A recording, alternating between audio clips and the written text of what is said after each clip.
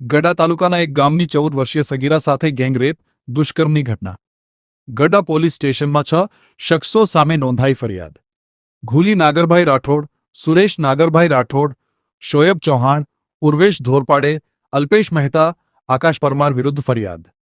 સગીરાની માનસિક તકલીફના કારણે ઘરેથી નીકળી જતી હતી ત્યારે 6 શખ્સો તેનો ગેરલાભ ઉઠાવી દુષ્કર્મ આચર્યું હતું.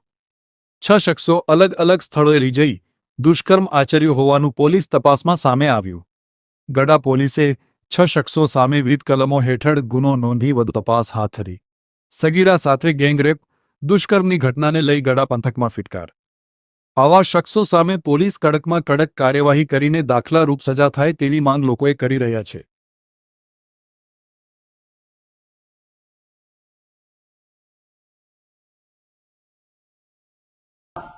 મુકેશ સિંહોરિયા, ગરડા સ્વામી. મુકેશભાઈ, એક સગીરા સાથે ગેંગરેપ દુષ્કર્મની ઘટના સામે આવી છે, શું કહે છે?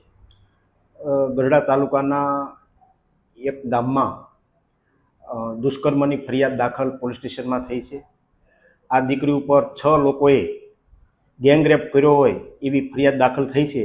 આ ફરિયાદમાં મારું એટલું કહેવું છે કે દીકરીને ન્યાય મળે એના માટે થઈને સરકાર દ્વારા પોલીસ તંત્ર પણ ખૂબ સારી કામગીરી કરી રહી છે, તપાસ પણ કરી રહી છે અને આરોપીને વધારેમાં વધારે સજા થાય, આવા આરોપીઓ ક્યાંય છટકી ન જાય એના માટે થઈને પોલીસ તંત્ર ખૂબ સારી કામગીરી કરી રહી છે. પોલીસ તંત્રને પણ વિનંતી છે કે હજી આમાં વધુમાં વધુ કડક કાર્યવાહી થાય, નમૂનારૂપ કાર્યવાહી થાય, જેના કારણે થઈને કોઈ પણ બેન દીકરી ઉપર આવું દુષ્કર્મ ન થાય અને જે આવા આરોપીઓ છે એ આવું કૃત્ય કરતા પણ ડરે એના માટે થઈને નમૂનારૂપ પોલીસ દ્વારા કડકમાં કડક કાર્યવાહી કરવામાં આવે અને આ જે 6 આરોપીઓ ઉપર જે ગેંગરેપની અને પોસ્કો જેવી ફરિયાદ દાખલ થઈ છે તો એને કડકમાં કડક સજા થાય.